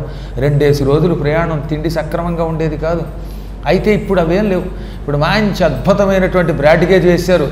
డైరెక్ట్గా మనం ఇక్కడ నుంచి రైలు ఎక్కితే ఎక్కడ దాకా, కాశీ నుంచి రామేశ్వరం దాకా తెలుసుగా మీకు. ప్రతి వారం ఆదివారం నాడు మరొక రైలు బయలుదేరుతుంది కాశీలో. మండువాడి అనే స్టేషన్ ఉంది కాశీలో. అక్కడ ఎక్కితే రామేశ్వరానికి డైరెక్ట్గా పట్టుకుపోతుంది. రామేశ్వరంలో ఎక్కితే మళ్ళీ కాశీ పట్టుకుపోతుంది. అంటే కాశీ నుంచి రామేశ్వరం వెళ్ళేవాడికి ఏం ఇబ్బంది లేదండి. మీరు రామేశ్వరం దర్శనం చేసుకుని కాశీ వెళ్ళచ్చు. కాశీలో గంగాజలం పుచ్చుకుని మధ్యలో ఎవరిని ముట్టుకోకుండా హాయిగా రిజర్వేషన్ చేయించుకుంటే రామేశ్వరం వెళ్ళిపోయి డైరెక్ట్గా వెళ్ళిపోవచ్చు అనమాట. వారం ఎక్స్ప్రెస్ ఇవి కాకుండా ఇంకా కొన్ని బళ్ళు ఉన్నాయి. ఇంకా విమానాలు చెప్పక్కర్లా. కాశీకి ఫ్లైట్ ఉంది, రామేశ్వరం దగ్గరికి కూడా ఫ్లైట్ ఉంది. కాబట్టి ఈ రోజుల్లో డబ్బు ఉన్నవాడికి లేనివాడికి కూడా ప్రయాణ సౌకర్యం ఉన్నది. ఓ మాదిరివాడైతే స్లీపర్లో ప్రయాణం చేస్తాడు. కొంచెం ధనం ఉంటే విమానంలో వెళ్ళొచ్చు. ఇంకొంచెం సౌకర్యంగా అంత డబ్బు విమానంలో ఖర్చు పెట్టలేమనుకున్నవాడు ఏసీలో వెళ్ళొచ్చు. ఎలా వెళ్ళినా పర్వాలే. ఇంత గందరగోళం ఎందుకు చెప్తున్నానంటే, నేను ఒక్కసారైనా కాశీ గంగాజలాన్ని పట్టుకెళ్ళండి. మీతో చక్కగా పార్సిల్ చేసి పట్టుకెళ్ళండి. రామేశ్వరం పట్టుకెళ్ళండి. అక్కడున్న ఏదో ఒక లింగం మీద కాసి నీళ్లు పోయండి. మిగిలిన నీళ్లు పట్టుకెళ్ళి ఆ శేషజలంతో పాటుగా రామేశ్వరంలో ఉన్న సముద్రంలో కలపండి. మీకు అంత్యకాలంలో శివుడు తప్ప ఇంకెవరూ గుర్తుకురారు. దానివల్ల శాశ్వత కైవల్యం పొంది తీరుతారు. ఎందుకు అసలు మిమ్మల్ని వెంటబెట్టుకుని నేనే వెళ్ళిపోతే బాగుండనిపిస్తుంది. నా జీవితం అంతా ఇంకా సరిపోవట్లేదు కానీ, ఈ పురాణాలకి యాత్రలకే సరిపోవట్లేదు కానీ. ఇప్పుడు ఘుస్మేశ్వరుడు, ఘుస్మేశంచ విశాలకే. ఇప్పటి వరకు సౌరాష్ట్రే సోమనాథంచ పూర్తయిందా? నేను ఇప్పుడు చెప్తాను, అనండి చాలంతే. మీరు చెప్పకండి. సౌరాష్ట్రే సోమనాథంచ, శ్రీశైలే మల్లికార్జునం, ఉజ్జయిన్యాం మహాకాలం, ఓంకారం అమరేశ్వరం, ప్రజ్వల్యాం వైద్యనాథంచ, డాకిన్యాం భీమశంకరం, సేతుబంధేతు రామేశం, నాగేశం దారుకావనే, వారాణస్యాంతు విశ్వేశం, త్ర్యంబకం గౌతమీతటే, హిమాలయేతు కేదారం. 11 కూడా అయ్యాయి. ఇంకా ఘుస్మేశంచ విశాలకి, ఘుస్మేశ్వరుడు లేక ఘృష్ణేశ్వరుడు కూడా. ఇదే ఆఖరి జ్యోతిర్లింగం. అంటే కథారూపంలో చెప్పుకోవలసింది మనం. అత్యద్భుతమైన జ్యోతిర్లింగం. ఇది కూడా మహారాష్ట్రలోనే ఉన్నది. మహారాష్ట్రలో ఉన్న ఈ జ్యోతిర్లింగాన్ని ఎందుకు చూడాలో తెలుసా? పిల్లల కోసం ముఖ్యంగా చూడాలి. మనందరినీ తరింపజేసే జ్యోతిర్లింగం ఇది. ప్రత్యేకంగా ఇది పిల్లల జ్యోతిర్లింగం. పిల్లలకు ఆయువు కావాలి, పిల్లలకు అనారోగ్యం తొలగాలి, పిల్లలు బాగుండాలి. నా పిల్లలు చీటికి మాటికి ఆసుపత్రి పాలవుతున్నారు బాబోయ్ అనుకున్నటువంటి వాళ్ళు తప్పక ఈ జ్యోతిర్లింగాన్ని చూడండి. వెంటనే మీ చంటి పిల్లలకు అనారోగ్యం తొలగుతుంది. మీరు భక్తితో చూస్తే చంటి పిల్లలు ఆరోగ్యవంతులు అవుతారు. ఈ మధ్య నాకు ఎక్కువ మంది శిష్యులు మెసేజ్లు అదే పెడతారన్నమాట. ఆత్మీయులు తప్ప ఎవరు పెడితే వాళ్ళకి ఫోన్లో మెసేజ్లు పెట్టలేరు కదా. బాగా ప్రాణంతో సమానంగా నాకు కొడుకుల్లాగా కూతుళ్ళలాగా ఉండే కొందరు శిష్యులు ఉంటారు. అలాంటి వాళ్ళు, గురువుగారు మా అబ్బాయి అనారోగ్యంతో ఆసుపత్రిలో ఉన్నాడు, లేకపోతే మా తమ్ముడు కొడుకు అనారోగ్యంతో ఉన్నాడు, ఆసుపత్రిలో ఉన్నాడు అని బాధపడి మెసేజ్లు పెడుతూ ఉంటారు. వాళ్ళకి ఏవో స్తోత్రాలు ఇస్తూ ఉంటాను. అసలు ఈ సమస్య ఎదుర్కోకుండా ఉండాలంటే ఒక్కసారైనా ఘుస్మేశ్వర జ్యోతిర్లింగానికి ఈ పిల్లల్ని తీసుకెళ్ళాలి. పిల్లలకు ఆ దర్శనం చేయిస్తే వాళ్ళని ఈ కరోనాలు కాదు కదా, ఇంకా ఏ రోగాలు వాళ్ళని ఏం చేయలేవు. వాళ్ళు ఆరోగ్యవంతులు అవుతారు, దీర్ఘాయువుతో బతుకుతారు. ఈ కలియుగంలో మానవులకి ఎంత ఆయువు ఉండాలో అంత ఆయువు గ్యారంటీగా ఉంటుంది, సుఖంగా ఉంటారు వాళ్ళు. దానికి గల కారణం అసలు ఈ లింగ ఉత్పత్తి అలా జరిగింది కనుక. అటువంటి ఆ దివ్య జ్యోతిర్లింగం ప్రస్తుతం మహారాష్ట్రలోనే ఉన్నది. అసలు మహారాష్ట్రకి వెళ్ళిన వాళ్ళు ఒకేసారి చూసేయాలండి. ఈ షిరిడి వెళ్ళే వాళ్ళందరూ ఏం చేస్తారంటే, ముందు నాసికా త్ర్యంబకేశ్వరుని చూసేయండి, పార్లే వైద్యనాథుడిని చూడండి. లేదా డైరెక్ట్గా పార్లే వైద్యనాథుడికి రోజు రైళ్ళు ఉన్నాయి, విజయవాడ నుంచి ఉన్నాయి కనుక డైరెక్ట్గా వైద్యనాథుడి దగ్గరికి వెళ్ళండి. త్ర్యంబకేశ్వరుని చూడండి, డాకిని భీమశంకరుణ్ణి చూడండి, ఘుస్మేశంచి విశాలకే చూడండి. 4 ఒకేసారి చూసేస్తే ఒక్క బెల్ట్ వదిలిపోతుంది. కారులో అయితే 2 రోజుల్లో చూసేయచ్చు, బస్సుల్లో ఎక్కువ మంది వెళ్ళేటప్పుడు అయితే మాత్రం 4 రోజులు గ్యారంటీగా పట్టేస్తుంది. ఒక రోజంతా పడుతుంది ఎంత కాదనుకున్నా. అంచేత ఒక 4 రోజులు కేటాయించుకుని 4 లింగాలు ఒక బెల్ట్గా చూడగలిగితే మరి మంచిది. సరే, ఎలా వీలు పడితే అలా చూడండి, కానీ పిల్లల చేత మాత్రం తప్పక దర్శనం చేయించండి. అది విశాల ప్రాంతం. ఆ ప్రాంతం అక్కడ కుస్మేశ్వరుడు అనే పేరుతో ఈశ్వరుడు జ్యోతిర్లింగ రూపంలో ఉన్నాడు. దక్షిణ దిక్కులో మహారాష్ట్రలో దేవగిరి అని ఒక పర్వతం ఉన్నది. ఇప్పటికీ ఆ కొండ మీదే ఉన్నాడుగా స్వామి, అంచేత ఆ కొండను దేవగిరి అనే పిలుస్తారు. ఈ దేవగిరి ప్రాంతంలో ఒక పరమ పండితుడు నివసించాడు. తస్యైవ నికటే కశ్చిత్ భారద్వాజకులోద్భవః సుధర్మా నామ విప్రశ్చ న్యవసద్బ్రహ్మవిత్తమః. ఈ దేవగిరి అనే పర్వత ప్రాంగణం దగ్గర భారద్వాజుడు అనే మహర్షి వంశంలో పుట్టినటువంటి ఒక ఆయన ఉండేవాడు. భారద్వాజ వంశంలో పుట్టిన వాళ్ళకి భారద్వాజ గోత్రము అంటారు. భారద్వాజ గోత్రోద్భవుడు ఆయన. పరమ పండితుడు, మంచి మనిషి, సంస్కారి, శివభక్తుడు, సుధర్ముడు ఆయన పేరు. సుధర్ముడు ఆ రోజుల్లో 4 వేదాలు చదివాడు, వేదాంగాలు చదివాడు, సమస్త వ్యాకరణాలు, పురాణాలు, ఇతిహాసాలు చదివాడు. ఒకటి కాదు, గణితం చదివాడు, అర్ధనీతి శాస్త్రం చదివాడు, రాజనీతి శాస్త్రం చదివాడు, చోరశాస్త్రంలో కూడా ఆరితేరినవాడు. ఆ రోజుల్లో 64 కళలో దొంగతనం కూడా ఒకటి అండి, చోరశాస్త్రం అంటారు, దాన్ని చోరకళ అంటారు. అసలు ఆ కళ కంపల్సరీగా నేర్చుకునేవారు. ఎందుకో తెలుసా? దొంగాడు ఎన్ని ప్రణాళికలు వేస్తాడో అందులో తెలుస్తుంది. అందుకని దొంగలు పట్టుకోవాలంటే ముందు చోరకళ నేర్చుకోవాలి. రాజులకి చోరకళ నేర్పేవారు. అసలు పోలీసులకి ట్రైనింగ్లో కూడా అవే నేర్పుతారు. అందుకే వాళ్ళు రాగానే కళ్ళలోకి చూస్తారు. ఆ కళ్ళల్లోకి చూడగానే మనలో బెదురు కనపడితే పట్టేసుకుంటారు వాళ్ళు. అందువల్ల అసలు నిజం చెప్పాలంటే పెద్ద దొంగలు వాళ్ళే అన్నారు. దొంగతనం నేర్చుకుంటేనే కదా మరి పట్టుకోవాలి. దొంగ అయితే కానీ దొంగను పట్టుకోలేడు. అందుకని మహారాజులకు నేర్పేవారు అనమాట, భటులకు నేర్పేవారు. ఇవి నేర్చుకున్నాడు ఆయన. అసలు అమ్మవారికి చతుషష్ఠి కళామయి అని పేరు. 64 కళలు కలిగినదా తల్లి. ఆ 64 కళల్లో దొంగతనం కూడా కళ అని ఎందుకన్నారంటే అనేక రకాలైనటువంటి కారణాల చేత అవి నేర్చుకోవాలన్నమాట. మనం రక్షించుకోవడానికి అత్యావశ్యకమైతే కొన్ని సందర్భాల్లో మొగుడు డబ్బులు ఇవ్వకపోతే వాడికి తెలియకుండా జేబులోంచి లాగేయడానికి, భార్యామణి పోపుల డబ్బాలో డబ్బులు భార్యకి తెలియకుండా భర్తగారు లాక్కోవడానికి, ఇవన్నీ చాలా అవసరం అనమాట. మీరు ఆశ్చర్యపోతారండి. ఒక ఇంట్లో పురాణం చెప్పడానికి వెళ్ళేవాడిని. ఆవిడ ఒక రోజున, గురువుగారు నన్ను క్షమించండి, నాకు నరకం రాకుండా చెయ్యండి అంది. ఏమమ్మా అన్నాను. పోపుల డబ్బా తీసింది. పోపుల డబ్బాలో కనీసం 2-3 లక్షలు ఉంటాయి. వాళ్ళు ఆయనకి తెలియకుండా జేబులోంచి 100-500 లాగేసి అందులో పెట్టి కట్టలు కట్టింది. ఇదేమిటమ్మా పోపుల డబ్బాలో టాపులు వేసిపోతున్న కట్టలు ఏమిటంటే, మా ఆయనకి తెలియకుండా దాచానండి, మా ఆయన దుర్మార్గుడు అండి, సిగరెట్లకి తగలేస్తాడండి, అందుకని నేను కొంచెం దాచేశానండి, మీరేమో అనుకోకుండా నాకు ఉపకారం చేయండి, ఇంటి మంచి పని కోసమైనా దొంగతనమే కదా, ఈ దొంగతనం పాపం నాకు అంటకుండా ఉండడానికి నా చేత ప్రాయశ్చిత్తం చేస్తే అందులో 100 మీకు ఇస్తానండి పైగా. అయ్యా, నాకు కూడా ఒక 100 ఆఫర్ చేసేవాళ్ళు ఉంటారు అప్పుడప్పుడు. కాబట్టి మీరు ఎవరైనా ఒక 100 ఇచ్చే ముందుగా అలాంటి పాప ప్రాయశ్చిత్తంగా ఇవ్వకుండా కాస్త భక్తితో ఇవ్వండి బాబు. సరే, ఎందుకు చెప్తానంటే కొన్ని సందర్భాలు తప్పదు. ఆ తర్వాత ఆవిడకి ఒక మంచి ఉపాయం చెప్పాను. అసలు నీకు దొంగతనం పాపం ఉండదు, దానికి ఒక మార్గం ఏమిటి, ఎంత ఉంది డబ్బు అంటే 4 లక్షలు అంది. నీకు ఎంతమంది పిల్లలు, కొడుకు కూతురు, ఇద్దరి పేరున 2 లక్షలు డిపాజిట్ చేస్తే ఈ డబ్బు పిల్లలకు వెడుతోంది కనుక అప్పుడు భర్త దగ్గర నుంచి రహస్యంగా డబ్బు తీసుకున్న పాపం నిన్ను అంటదు. పిల్లల కోసం డబ్బు దాచేటప్పుడు భార్య భర్త దగ్గర దొంగతనం చేయొచ్చు, భర్త భార్య దగ్గర దొంగతనం చేయొచ్చు. అలాగే తన పిల్లలు బాగు కోరుకున్నవాడు మామగారి జేబులోంచి ఎప్పుడైనా కొంచెం ఎత్తుకుపోవచ్చుట.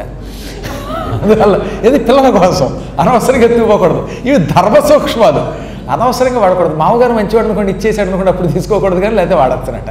అలాగే కోడలు కూడా మామగారి దగ్గర నుంచి పెన్షన్ తీసుకొచ్చి ఆయన 10,000 కట్టబెడితే మామగారికి తెలియకుండా తన పిల్లల కోసం కోడలు కూడా దాచొచ్చునట. నేను ఇవి చెప్పట్లేదు, ఎందుకంటే ఇవన్నీ మనుస్మృతి మొదలైనటువంటి ధర్మశాస్త్రాలకు సంబంధించిన చెబితే వీటిని దుర్వినియోగం చేయొచ్చు మీరు. అందువల్ల కొన్ని ప్రమాదాలు ఉన్నాయి.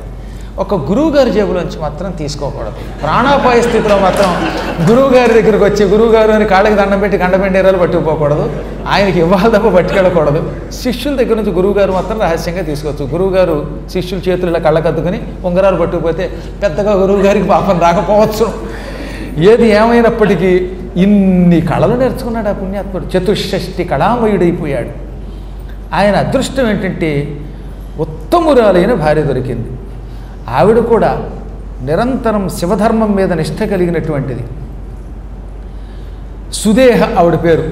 దేహము అంటే శరీరం, సుదేహ మంచి దేహం కలిగింది. తస్య ప్రియా సుదేహాచ శివధర్మపరాయణ పతి సేవాపరా నిత్యం గృహకర్మ విచక్షణ. ఆయన భార్య పేరు సుదేహ. ఆవిడకి శివుడంటే చాలా ఇష్టం. నిత్యం శివ పూజలో భర్తతో కలిసి పాల్గొనేది, భర్తకి శివ పూజకి కావలసిన ఏర్పాట్లు చేసేది, భర్తకి సేవ చేసేది. అసలు ఇంటి పనులు ఎప్పుడు ఏమరిపాటుతో ఉండకుండా చేసి పెట్టేది. భార్య వచ్చి భర్త గారికి అప్పుడప్పుడు చక్కగా ప్రేమగా వండి వడ్డించడమే కాక ముద్దలు చేసి తినిపిస్తూ ఉంటే ఆ భర్త గారు స్వర్గానికి బెత్తడి దూరంలో ఉంటాడన్నారు ఇందులో. భార్య ఆవిడ వంట చేయడమే కాక ఆ వంట చేసిన తర్వాత భర్త గారికి కంచంలో వడ్డించి, ఏమండి ఒక్క ముద్ద తినిపిస్తానండి, నా ముద్దు చెల్లించండి అంటే కాదంటాడా వాడు? అంటే వాడు మొగుడా? అందువల్ల శుభ్రంగా పెట్టేదిట, రకరకాల పిండి వంటలతో పెట్టేదిట. ఇవి కాకుండా అతిథులకు కూడా వండి పెట్టేది, నిత్యం అతిథి పూజ చేసేది. పెళ్ళాం వంట చేయకపోతే ఆ మొగుడికి నరకం కదటండి. ఎప్పుడు వంట చేసి పెట్టకపోతే, ఎప్పుడు నాకు అనారోగ్యం, నా చేతులు పని చేయట్లే, కాళ్ళు పని చేయట్లే, నేను వండలేను, హోటల్ నుంచి తిండంటే అది బ్రతుకు కాదట, దుర్భరమైన బ్రతుకు అని చెప్పాడు ఇందులో. ఆయన అదృష్టం భార్య అతిథి పూజ చేసేది. ఇక ఈయన వేదమార్గపరః నిత్యమగ్నిసేవాపరాయణ. నిత్యం వేద మార్గంలో నడుచుకునేవాడు, వేదం చక్కగా చదివాడు. వేదం చదవడమే కాదండి, కంఠం బాగుండాలి. కొంతమంది కంఠంతో చదువుతారు, అయ్య బాబు ఆ వేదం చదువుతున్నప్పుడు మనం కదలలేమన్నమాట, మన వేదనలు మర్చిపోతాం. మధురంగా వాడు చదువుతూ ఉంటే అక్కడే కూర్చొని వినబుద్ధేస్తుంది అనమాట. ఈ నమ్మక చమకాలు కొంతమంది క్యాసెట్ల రూపంలో చేసి పంపుతుంటారు కొంతమంది వేద పండితులు. మీరు ఇళ్లలో పెట్టుకునండి, ఎంత బాగుంటుందో. చాలా పాతకాలంలో కీలుగుర్రం అని ఒక సినిమా ఉండేది. అది 1946లో తీశారు, 49 ప్రారంభంలో రిలీజ్ అయ్యింది. దాన్ని మీర్జాపురం మహారాజా వారు తీసేవారు. మీర్జాపురం అంటే నూజివీడి దగ్గర ఉంటుంది, తెలుసుగా మీకు. మీర్జాపురం మహారాజా వారు ఆయనకి మంచి ఏనుగులు, గుర్రాలు, పెద్ద సంపద ఆ రోజుల్లో. ఆయన కృష్ణవేణి అనేవాడిని పెళ్లి చేసుకున్నాడు. ఆ కృష్ణవేణి ఎన్టీఆర్ని తీసుకొచ్చింది సినిమాలకు. మొట్టమొదటి అవకాశం ఇచ్చింది ఆవిడే. మన దేశం అనే సినిమా నిర్మాణం చేసి అందులో పాత్ర ఇచ్చింది. చాలా సంగీత విద్వాంసురాలు ఆవిడ, పరమసుందరి అని ఆవిడికి పేరు అన్నమాట. ఆ కృష్ణవేణి ఆయన భార్య. ఇద్దరికి మధ్యలో 20 ఏళ్ళు గ్యాప్ అనుకోండి, ఆ రోజుల్లో గ్యాపే ఉంది. ఇద్దరికి శివభక్తి ఎక్కువట. అందుకే వాళ్ళు ఎప్పుడు సినిమా తీసినా అందులో శివుణ్ణి పెట్టేవారు గ్యారంటీగా. ఆ సినిమాలో ఓ రాక్షసి, అది నాగేశ్వరరావు హీరో. ఈ హీరో గారికి ఓ ఉత్తరం రాసింది వాళ్ళ అక్క, వాళ్ళ ఆవిడ, నేను ప్రేమగా పెంచుకుంటున్నాను, ఈ కుర్రాన్ని జాగ్రత్తగా చూడు అంటే ఈ రాక్షసి వెంటనే ఏం చేసింది, ఒక శివభక్తురాలుగా మారిపోయి మొత్తం గుహంతా శివుడి లింగము, ఆలయము, శివుడికి సంబంధించిన వాటితో నింపేసింది తన మహామహిమతో. లోపలికి హీరో గారు అడుగు పెడతారు. అక్కడ మహాన్యాసం వినిపిస్తారండి, అస్సలు ఇక నభూతో నభవిష్యతి. ఓం నమ సోమాయ చ రుద్రాయ చ నమస్తామ్రాయ చ అంటూ నమక చమకాలు. ప్రారంభంలో రుద్రం, అందులో కాసేపు ఇంచుమించుకు ఒక 4-5 నిమిషాలు వినపడుతుంది. ఆ ఒక్క ముక్క వినడం కోసం సినిమా చూసేవాడిని. అసలు ఆ వేద పండితుల కంఠం ఉంటుంది అక్కడ, పరమ మధురంగా ఉంటుందన్నమాట. కొన్ని సినిమాలు అలాగే చేశారు. అలాగే మళ్ళీ మనకి ఆ యోగం పరమానందే శిష్యుల కథలో పడుతుంది. పరమానందే శిష్యుల కథలో కూడా హీరో గారు లేచే సమయానికి దేవాలయంలోంచి వేదమంత్రాలు వినపడతాయి. ఆ స్వరం ఇంకా వినసొంపు అన్నమాట.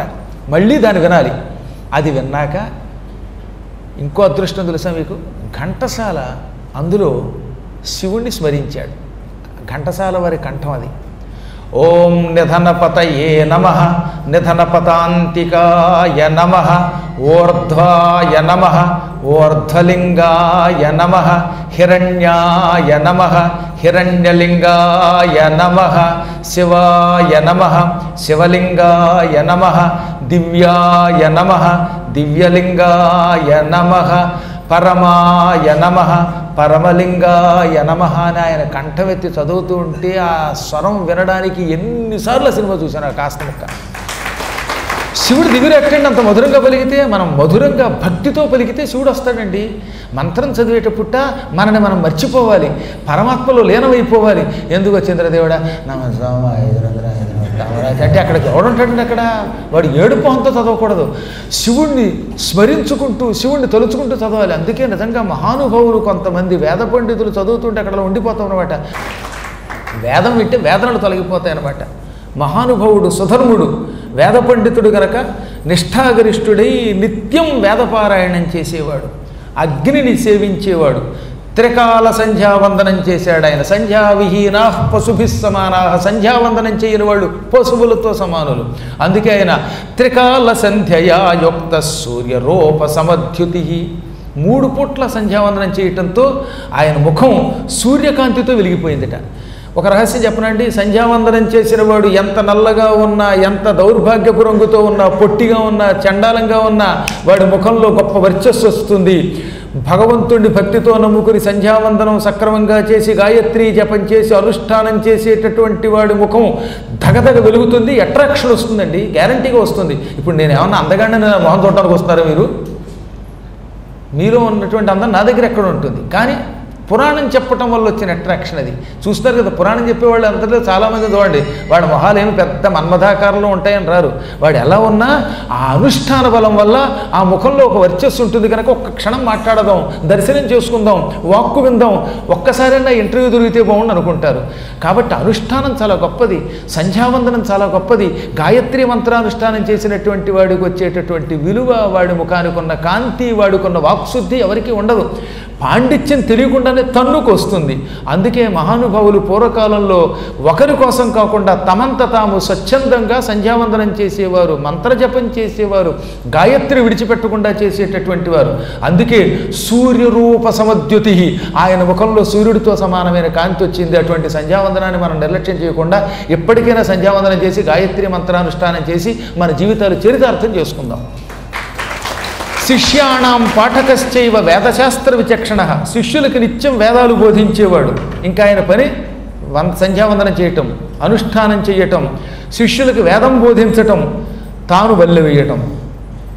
దైవానుగ్రహం, ఆయనకి ధనం కూడా అలాగే వచ్చిందిట. నిత్యం వేదం చదువుకుంటే డబ్బుకు లోటేమిటి?